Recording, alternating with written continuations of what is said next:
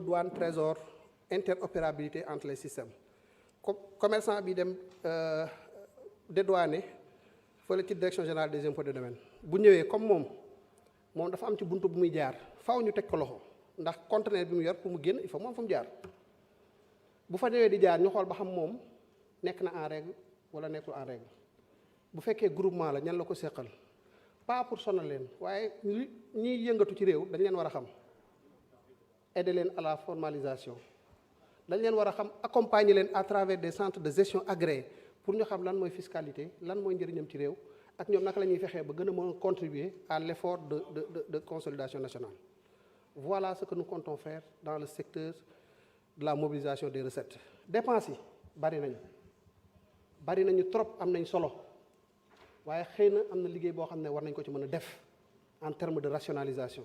Sur la dette publique la ñuy commencer mooy suñu bor yi diis na wax ngeen ko fii yéen ñëpp gis ngeen ko on est à plus de 3 000 milliards de service de la dette bu ñu jëlee principal bi ñu remboursé ak intérêt yi.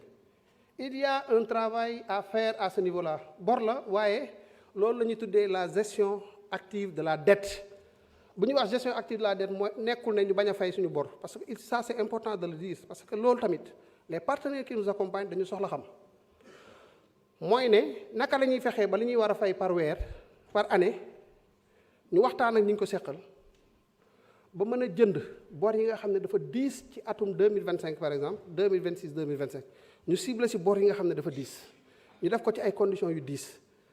ñu jënd leen ci ay conditions yu gën a favorable ba noppi sànni leen wala tas leen ci période boo xam ne li nga ciy fay dina gën a am yërmande ba permettre la yow ci diggante bi nga am benn marge budgétaire li ñuy wax marge budgétaire benn couloir bu bees wala benn tiroir bu bees boo xam ne di nga fa mën a génnee di nga ko mën a xëcc nga def fa ay dépenses yoo xam ne dina dimbali réew mi mu gën a suqaliku notamment les dépenses qui sont dans le cadre de la vision 2050 si dépenses yi si loolu la ñu bëgg a def ci dette bi. ci masse salariale bi diis na lool bu ñu waxantee dëgg respecté tuñ sax le critère de convergence de l'UEMOA bu bëgg que ne la masse salariale comparée aux recettes fiscales mu nekk autour de 35%. Respecté tuñ ko depuis 2022 lu ko waral mooy ne à partir de 2022 bon bien avant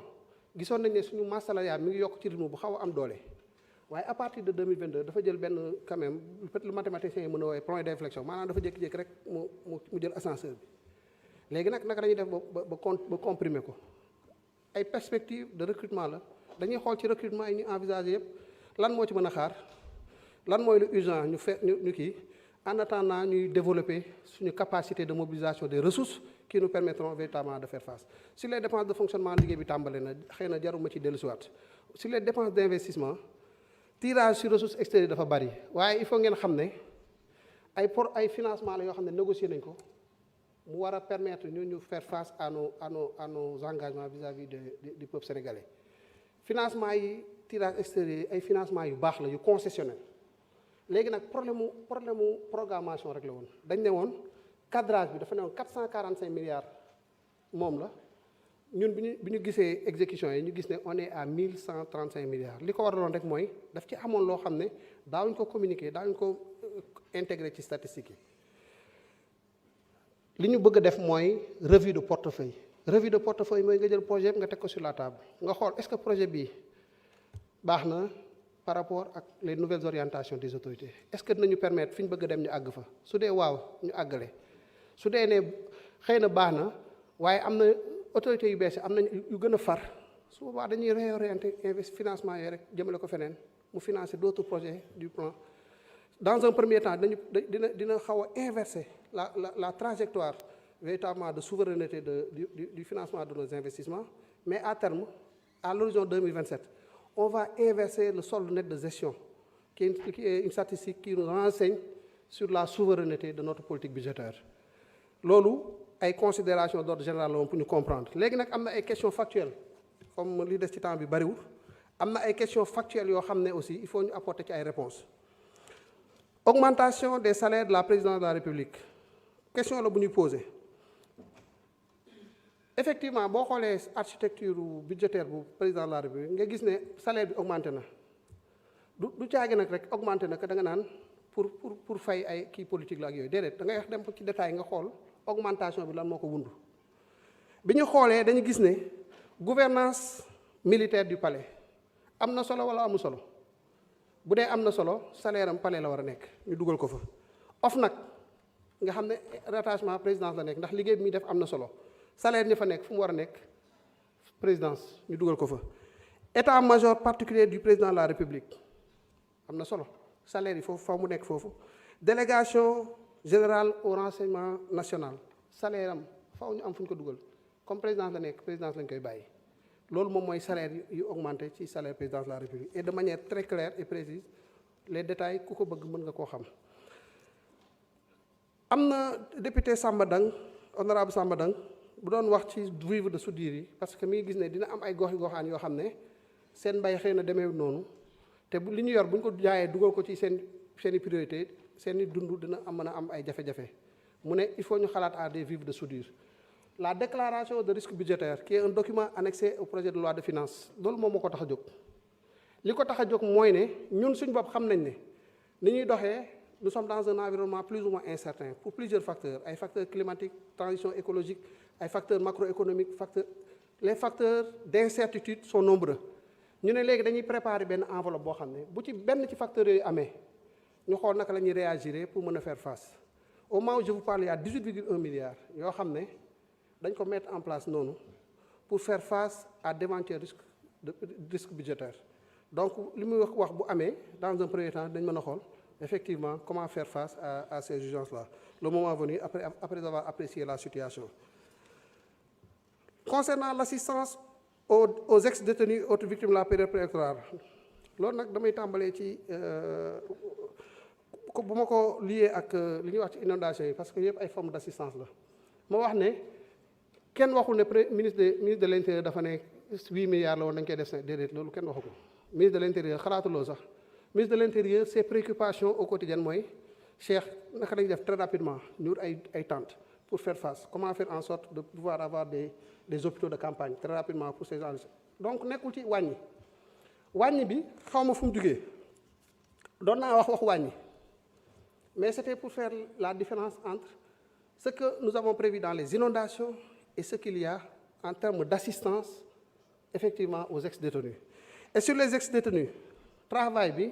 c'est le ministère chargé des solidarités de la famille et des solidarités moom mooy pilote liggéey parce que foofu la ñuy gérer yu mel noonu. Un comité a été institué par arrêté numéro 17450 du 30 juillet 2024 sous la coordination donc de ce ministère. lan mooy kii am c'est prendre en charge les victimes déjà 112 dossiers ont été déjà approuvés et 99 dossiers déjà pris en charge pour un montant de 108 millions de francs CFA. Les travaux se poursuivent pour l'identification de 268 cas les plus urgents et le rassemblement des documents ici afférents, c'est-à-dire que mooy les rapports médicaux, tout ce qui peut justifier effectivement que le concerné fait partie des victimes ak justifie tous les éléments justificatifs nécessaires. Le travail n'est pas fini parce que travail commission yi dafa xaw a nekk aussi liggéey bu kii liggéey bu am solo boo xam ne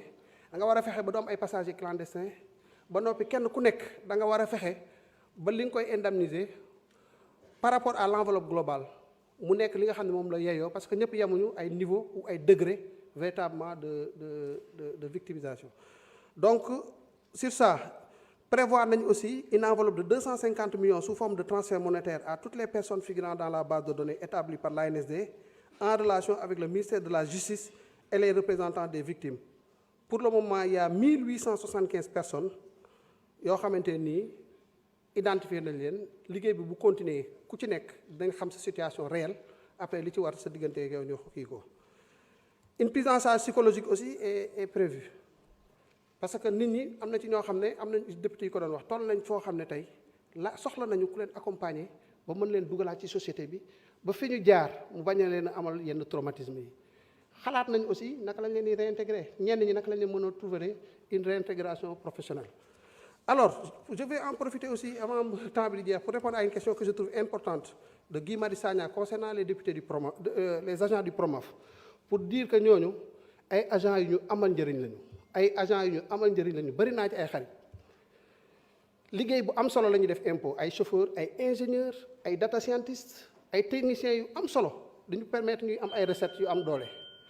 ñooñu nag danañ leen jël en charge. Juste 5 minutes, monsieur le ministre. On a fait une liste déjà de 50 personnes sur 215 parce que ñoom ñëpp 215 lañu 50 personnes jël nañ leen ci ñoo xam ne saisir nañ ministère de la fonction publique pour dire ah ñii kat ñi ñu amal njëriñ bis bu recrutement amatee nañ leen ci bàyyi xel. léegi au fur et à mesure ay recrutement di am ñu xool naka la ñuy absorber cet effectif là ba am 215 yëpp waaye en attendant et depuis très longtemps personnellement je veille à ce que les salaires de ces gens arrivent à date. Directeur général du budget avant may nekk ministre dama ko daan sonal à chaque fois pour que les revenus arrivent à tomber à date loolu dañ koy continuer yamatuñ foofu ñi ngi fexe ba avantage yi agents yi di am progressivement naka la ñuy fexee ba ñoom ñu koy am fi mu nekk nii dañuy dem restaurant yi avantage yi ñu jox doomu agent impôt yi dañ leen koy jox pour seen i doom ainsi de suite c'est-à-dire pour dire juste que nous sommes dans le processus incha allah suñu objectif mooy comme yooyu ni nga ko xalaatee ñu bëggee ko noonu directeur général des impôts et domaines bëggee ko noonu ñu apporter leen véritablement tout l'accompagnement nécessaire ba ñu dugg nekk ay agents de la fonction publique au même titre que si yeneen agents yi ñuy liggéey loolu. Maintenant on va faire de l'arbitrage pas budgétaire maintenant mais sur les questions sur les réponses à apporter à certaines préoccupations. Thierno Alassane Sall nee na dañoo